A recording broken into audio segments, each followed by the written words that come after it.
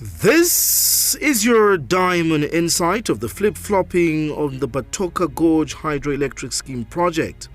Last year, load shedding seemed a distant topic as Zambia's neighbor Zimbabwe was plunged in mass blackouts that lasted as long as 15 to 8 hours daily.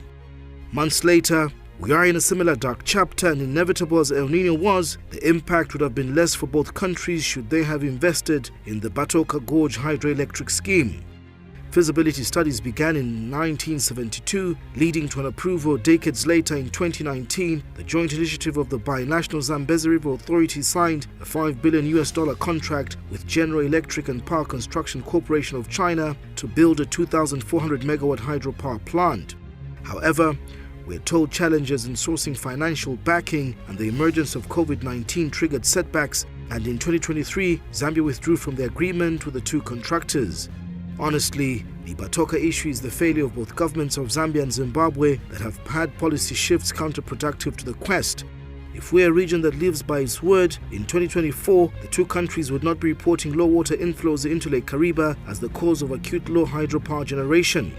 Whoever thought of creating ZRA under the binational authority is a genius. If only there were more intellectuals to seek solutions, by now we would have had a lesser energy crisis. But look at us, we are back into the dark ages.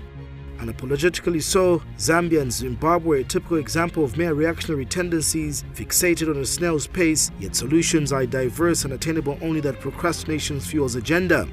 It is a shame really that two neighbors who are not short of experts could be facing nearly 20 hours of load management each, yet it has documentation of what it could have fixed decades ago. This is why the continent is plunged in a myriad of problems which mostly are self-induced. We politic too much and waste time in air-conditioned boardrooms that amount to intangible results.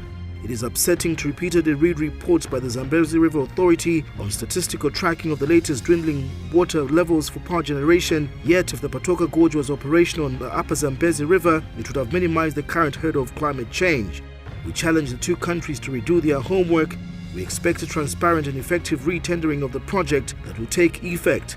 Leaders have done enough talking. It is time to find resources and do as expected. The electorate voted for solution finders, not procrastinators. Famous writer Elbert Hubbard once said, and we quote, "The reason men oppose progress is not that they hate progress, but they love inertia." End of quote. We hope that this is not what our leaders are made of.